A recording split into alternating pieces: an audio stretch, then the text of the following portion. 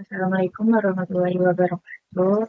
Perkenalkan, kami dari kelompok satu yang terdiri dari Nizara dengan NIM 11210280, lalu ada Kalista Levina dengan NIM 11210070, dan ada saya sendiri yaitu Anissa Dwi dengan NIM 11210327. Pada pelajaran Bahasa Indonesia ini kami akan membahas tentang EYD edisi 5 dengan dosen pengampu sendiri yaitu Ibu RI Billy Paransika MPD. Lalu untuk selanjutnya itu ada table of content materi yang kami akan bahas di pertemuan ini, yaitu ada pengenalan EYD edisi 5, lalu yang kedua ada perubahan aturan ejaan utama, yang ketiga penyempurnaan aturan penggunaan tanda baca, dan yang terakhir yaitu contoh penerapan EYD edisi 5. Mungkin untuk selanjutnya pemaparan materi yang pertama akan dijelaskan oleh teman saya.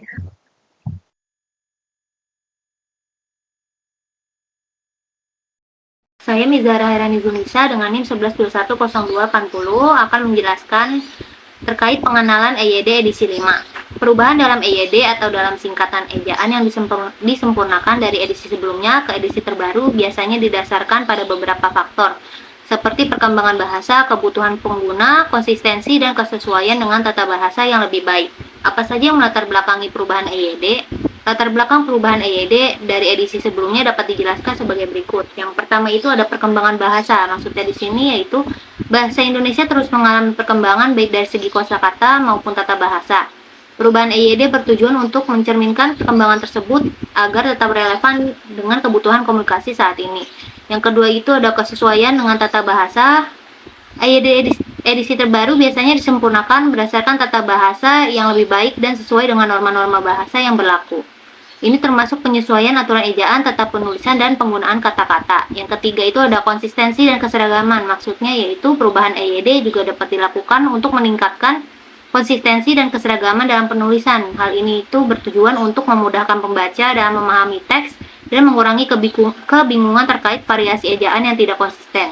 Yang keempat itu ada kebutuhan pengguna. Perubahan dalam EYD juga dapat dilakukan untuk memenuhi kebutuhan pengguna, baik itu dalam hal kemudahan penggunaan, ketepatan makna, atau penyesuaian dengan perkembangan teknologi komunikasi. Yang kelima itu ada revisi dan evaluasi atau edisi baru EYD seringkali merupakan hasil dari revisi dan evaluasi secara menyeluruh terhadap edisi sebelumnya. Proses ini melibatkan ahli bahasa, penggunaan bahasa, serta pemangku kepentingan lainnya untuk memastikan perubahan yang dilakukan relevan dan bermanfaat. Perkenalkan, nama saya Kalista Levina Tulong dengan NIM 11210070. Di sini saya akan melanjutkan presentasi dari rekan saya, yaitu mengenai perubahan aturan ejaan utama. Perubahan aturan ejaan utama adalah perubahan dalam ketentuan-ketentuan yang mengatur cara mengeja dalam suatu bahasa. Hal ini bisa melibatkan penggunaan huruf, tanda baca, atau aturan ejaan lainnya untuk mencerminkan perubahan dalam bahasa, keseragaman, atau penyesuaian dalam kebutuhan komunikasi. Setelah mengetahui pengertian dari perubahan aturan ejaan utama, kita juga perlu mengetahui pentingnya memahami perubahan aturan ejaan dalam EYD edisi 5. Ini merupakan suatu hal yang penting karena dapat membantu dalam menjaga konsistensi penggunaan bahasa Indonesia secara lebih luas, meningkatkan kejelasan dan keseragaman dari teks, meningkatkan kualitas dan kredibilitas penulisan, dan membantu proses pembelajaran serta mendorong penggunaan bahasa Indonesia yang lebih baik. Dengan menerapkan aturan ejaan, maka secara konsisten kita tidak hanya memperlihatkan rasa hormat terhadap bahasa Indonesia sebagai aset budaya kita, tetapi juga turut menjaga kelestarian dan keberagaman bahasa di era digital. Hal ini membantu memastikan bahwa pesan yang kita sampaikan memiliki daya jangkau yang lebih luas dan lebih relevan, serta dapat dihargai oleh pembaca dan dari berbagai latar belakang dan juga profesi. Berikut ini merupakan bentuk perubahan aturan ejaan dalam EYD edisi 5. Yang pertama ada perubahan dalam penggunaan huruf kapital, yang kedua ada perubahan dalam penggunaan huruf tebal dan juga miring, Yang ketiga ada perubahan dalam penulisan singkatan dan akronim. Yang keempat ada perubahan penulisan angka dan simbol. Yang kelima ada perubahan penulisan nama tempat dan juga waktu. Yang pertama ada perubahan penggunaan huruf kapital.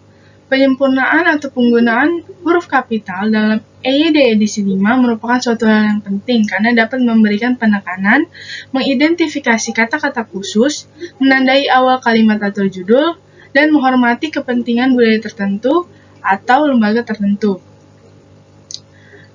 Tujuannya adalah untuk memberikan panduan yang lebih jelas dan konsisten dalam penulisan.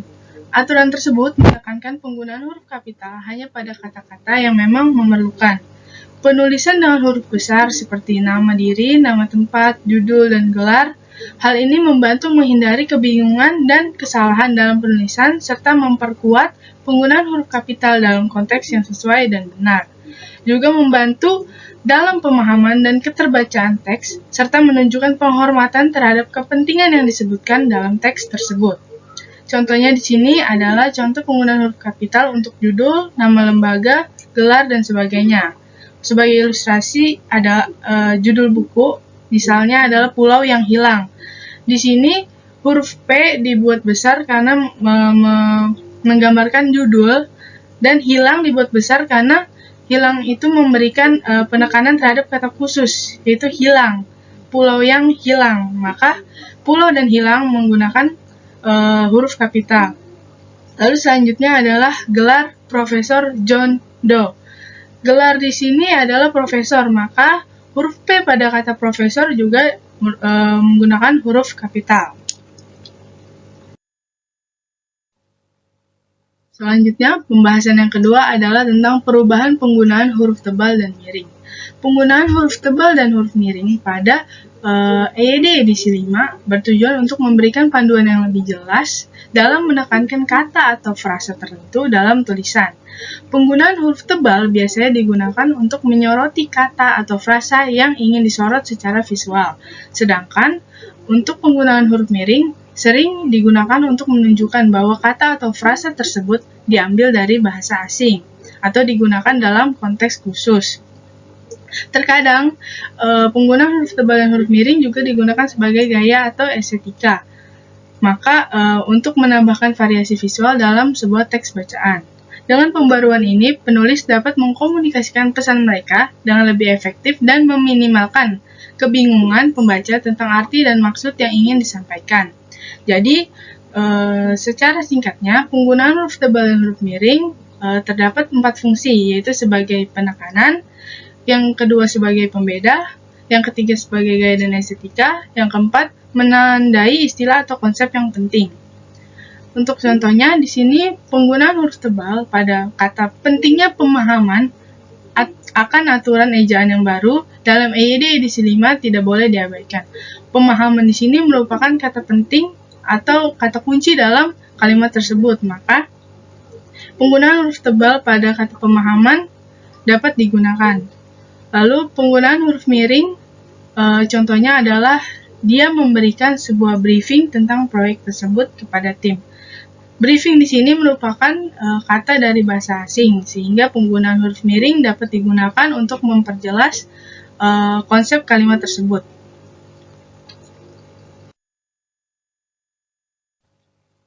Yang ketiga ada perubahan pada penulisan singkatan dan juga akronim.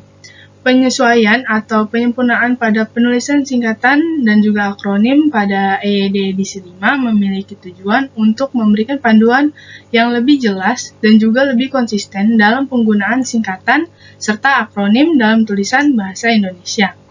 Aturan-aturan ini mengatur penulisan singkatan dan juga akronim agar sesuai dengan standar yang berlaku, termasuk dalam hal penulisan kapitalisasi, pemisahan antara huruf, dan kejelasan makna.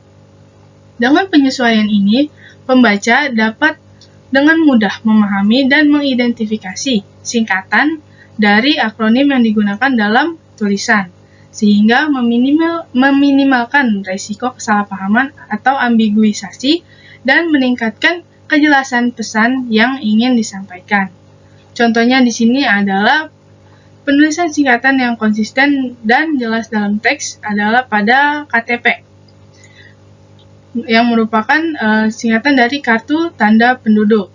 Dan di sini ada BPJS, Badan Penyelenggara Jaminan Sosial.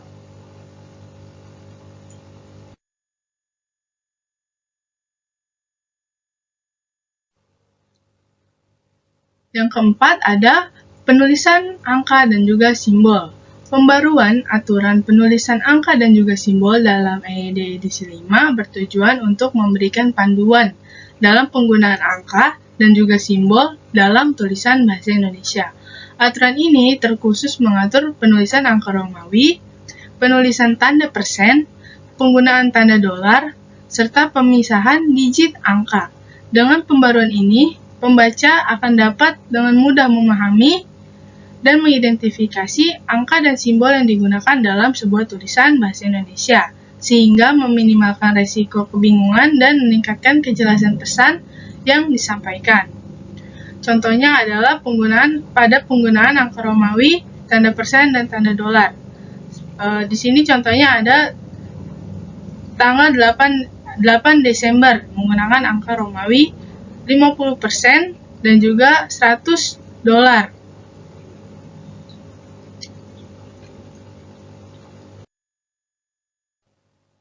Selanjutnya adalah perubahan pada penulisan nama tempat dan waktu. Penyesuaian atau penyempurnaan aturan penulisan untuk nama tempat dan waktu dalam EYD edisi 5 memiliki tujuan untuk memberikan panduan terhadap penulisan nama tempat dan juga waktu dalam tulisan bahasa Indonesia. Aturan ini mengatur cara penulisan yang benar untuk nama-nama tempat termasuk kota, negara, dan juga pulau, serta mengatur penulisan waktu seperti bulan, hari, dan juga tahun. Dengan penyesuaian ini, diharapkan penulis dapat menampilkan informasi geografis dan kronologis yang lebih konsisten dan juga akurat, sehingga memudahkan pembaca untuk memahami konteks yang disampaikan dalam sebuah tulisan. Sebagai contoh di sini adalah dalam penulisan nama kota, yaitu Jakarta, maka diharuskan untuk menggunakan huruf kapital dalam penulisannya. Indonesia sebagai nama sebuah negara, pada huruf I-nya harus menggunakan huruf kapital. Lalu Oktober untuk menggambarkan waktu juga menggunakan huruf kapital pada awal penulisannya, dan Senin untuk menggambarkan hari juga menggunakan huruf kapital.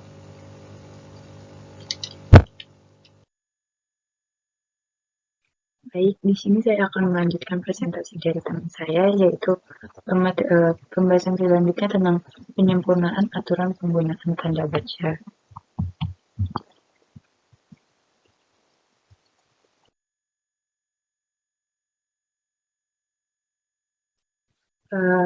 Teman-teman sendiri tahu nggak sih, apa sih penyempurnaan aturan penggunaan tanda baca itu?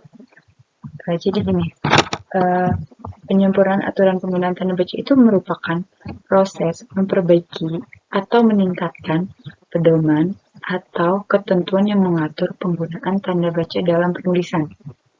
Hal ini dilakukan untuk memastikan bahwa tanda baca digunakan dengan benar dan sesuai dengan kaidah bahasa yang berlaku, sehingga tulisan menjadi jelas, teratur, dan mudah dipahami oleh pembaca. Contohnya itu kayak misalnya ada revisi, penambahan, atau penghapusan ketentuan-ketentuan tertentu yang menjadikan sesuai dengan perkembangan bahasa dan kebutuhan komunikasi yang ada.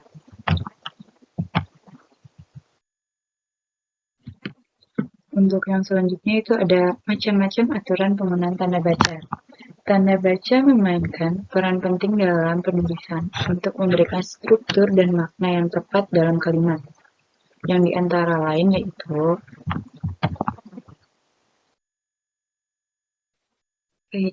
ini merupakan contoh dari tanda baca dan contohnya ya.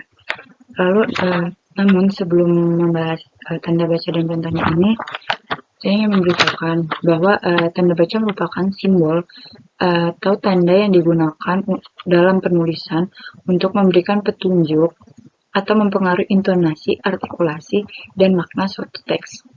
Baik, untuk selanjutnya itu ada tanda baca koma. Tanda baca koma ini memisahkan unsur-unsur dalam satu kalimat. Contohnya seperti ini, saya pergi ke pasar, koma membeli buah dan sayur. Lalu yang selanjutnya ada titik. Titik ini digunakan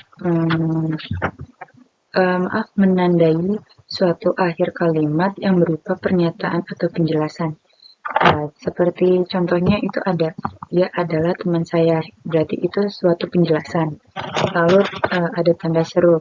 Tanda seru ini biasa digunakan untuk mengekspresikan kegembiraan, keterkejutan, atau ketegangan, atau bisa yang lainnya yaitu kesungguhan, atau seperti kekuatan yang kuat gitu, seperti emosi, atau juga seruan, atau juga bisa jadi perintah. Di sini ada selamat ulang tahun, itu menunjukkan sebuah kegembiraan. Contoh lainnya yaitu seperti tolong, tanda seru, berarti itu kayak seperti suatu perintah. Nah, lalu selanjutnya ada tanda tanya, biasa digunakan untuk menandai kalimat tanya. Seperti contohnya seperti ini, apa kamu sudah makan? Itu kan merupakan kalimat tanya yang harus dijawab oleh sebuah lawan bicara kita. Contoh lainnya mungkin, di mana tempat tinggal kamu? Itu juga kan sebuah pertanyaan. Lalu ada titik koma. Titik koma ini digunakan untuk memisahkan klausa yang klausa yang saling terkait dalam satu kalimat. Seperti ini contohnya, dia tidak bisa datang, titik koma, dia sedang sakit. Lalu untuk selanjutnya ada tanda hubung dan strip. Tanda hubung dan strip ini digunakan untuk menghubungkan kata atau angka yang berada dalam hubungan tertentu. Seperti contohnya Indonesia Malaysia itu memiliki suatu hubungan. Lalu halaman 1 sampai 10.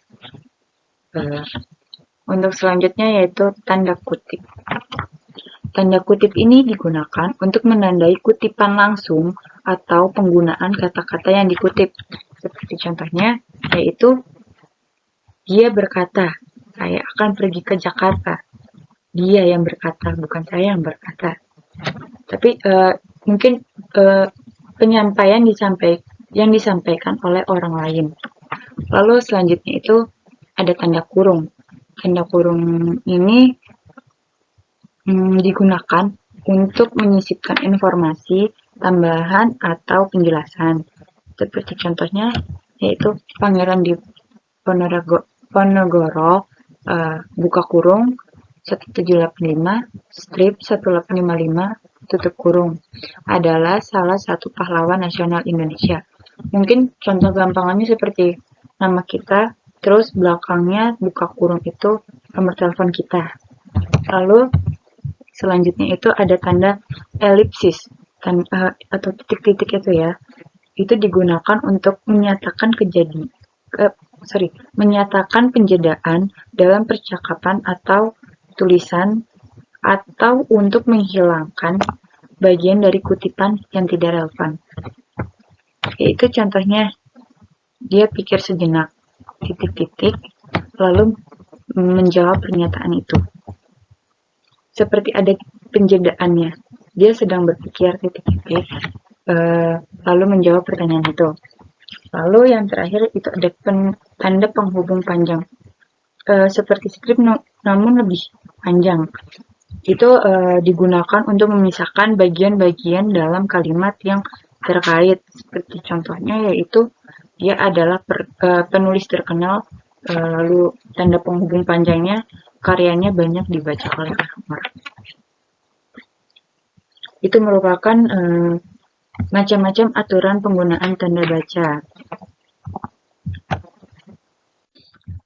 Untuk yang selanjutnya yaitu ada pentingnya penyempurnaan aturan penggunaan tanda baca. Jadi ada 4 aturan yang harus kita perhatikan. Yang pertama yaitu meningkatkan keterbacaan. Aturan yang jelas dan konsisten dalam penggunaan tanda baca dapat meningkatkan keterbacaan sebuah teks. Jadi misalnya kita bikin kalimat, itu kita harus bisa menentukan titik komanya di mana, atau kita ingin menggunakan tanda tanya atau tanda seru, itu perlu kita perhatikan. Karena itu bisa juga meningkatkan sebuah keterbacaan dan si pembaca ini juga paham gitu apa yang kita tulis di situ. Lalu untuk yang kedua yaitu ada mencegah kesalahpahaman. Penggunaan tanda baca yang tepat dapat mencegah terjadinya kesalahpahaman dalam penafsiran makna sebuah kalimat. Seperti yang tadi contohnya ya. Jadi kita harus pintar-pintar menentukan tanda baca itu, tanda baca tersebut kita gunakan di mana. Lalu kalau seperti kayak tanda tanya berarti kan kayak di akhir kalimatnya, di akhir kalimat juga sih. Cuman kayak kebanyakan ada di akhir kalimat gitu sebuah pertanyaan. Kalau titik biasanya kan digunakan di akhir kalimat. Lalu yang selanjutnya itu memperjelas struktur kalimat. Tanda baca membantu memperjelas struktur kalimat sehingga pembaca dapat lebih mudah memahami hubungan antar unsur dalam kalimat. Memang tanda baca itu sangat penting sekali ya dalam sebuah teks atau penulisan. Jadi kita harus dapat memperjelas struktur kalimatnya itu kayak gimana. Lalu yang selanjutnya itu ada menghindari ambiguitas. Kan seringkali ya kita kalau misalnya lagi banyak kerjaan atau banyak pikiran gitu, kadang-kadang tuh kita mikir, duh kepala gue udah kebul nih, kayak maksudnya kayak udah keluar asap gitu. Itu kan ngebuat ambigu buat yang ngedengar ya. Jadi ambiguitas dalam kalimat dapat dihindari, lebih harus dihindari sih ya, sehingga makna yang ingin disampaikan dapat tersampaikan dengan jelas.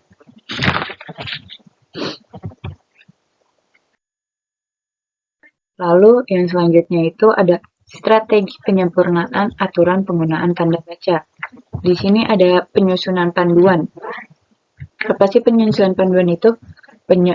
Yaitu menyusun panduan penggunaan tanda baca yang jelas dan mudah dipahami. Jadi kita punya panduan nih untuk tanda baca apa aja yang harus kita gunakan agar agar mudah dipahami oleh si pembaca, serta memperbarui panduan tersebut sesuai dengan perkembangan bahasa dan penggunaan modern. Lalu yang selanjutnya yaitu pelatihan. Memberikan pelatihan kepada penulis atau editor mengenai aturan penggunaan tanda baca yang benar dan efektif.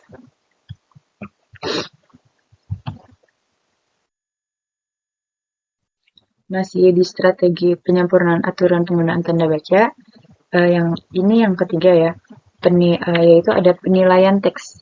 Melakukan penilaian terhadap teks-teks yang telah ditulis. Ini tuh guna untuk memastikan penggunaan tanda baca yang konsisten dan sesuai dengan aturan yang berlaku atau ketentuan yang berlaku. Lalu selanjutnya ada umpan balik, yaitu memberikan umpan balik kepada penulis mengenai penggunaan tanda baca. Terus lalu serta memberikan saran untuk penyempurnaannya setelah misal kita sudah kayak membaca nih dari keseluruhan teksnya, mungkin ada kata atau kalimat yang salah atau penggunaan tanda baca yang salah, kita bisa memberikan saran tersebut kepada si penulisnya. Lalu yang terakhir ada pemantauan. Pemantauan ini memantau penggunaan tanda baca dalam teks secara berkala, yaitu guna untuk memastikan konsisten dan kesesuaian dengan aturan yang berlaku.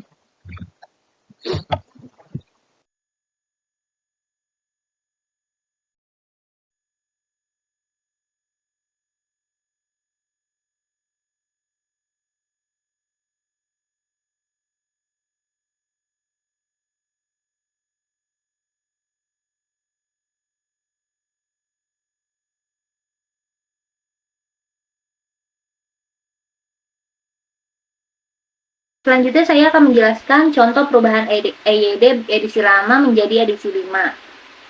Yang pertama itu ada penambahan monoftong, atau dalam aturan EYD edisi 5 terdapat penambahan kaidah baru, yaitu penambahan gabungan huruf vokal yang disebut monoftong. Monoftong itu adalah dua huruf vokal yang diucapkan menjadi vokal tunggal.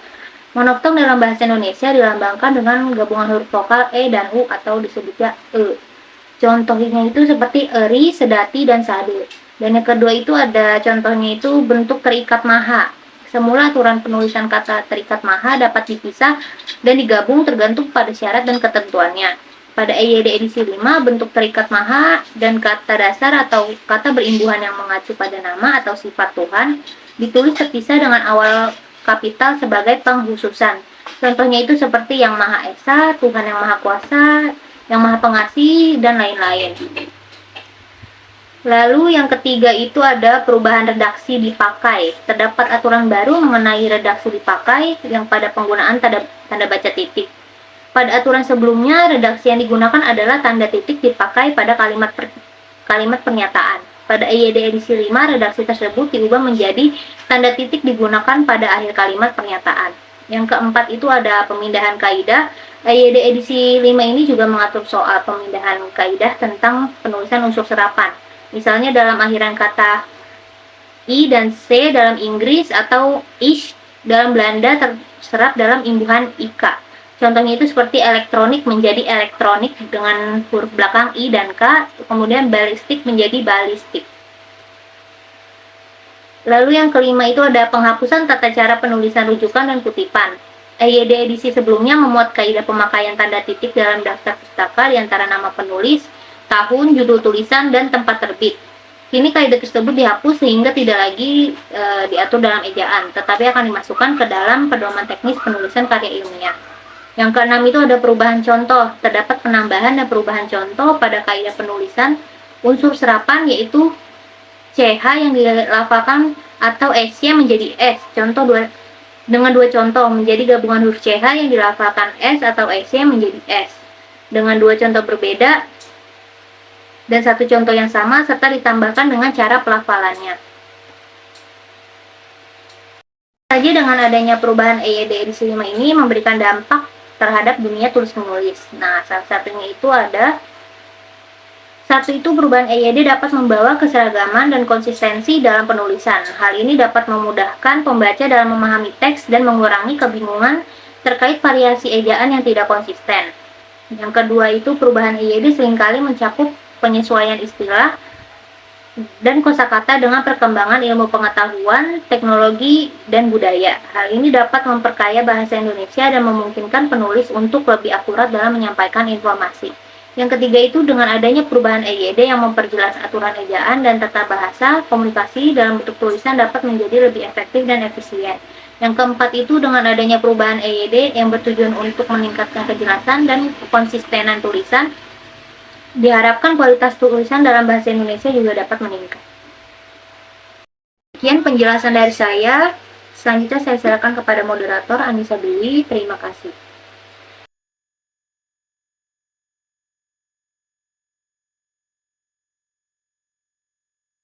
Baik, mungkin itu materi yang bisa kami sampaikan mengenai EYD edisi 5.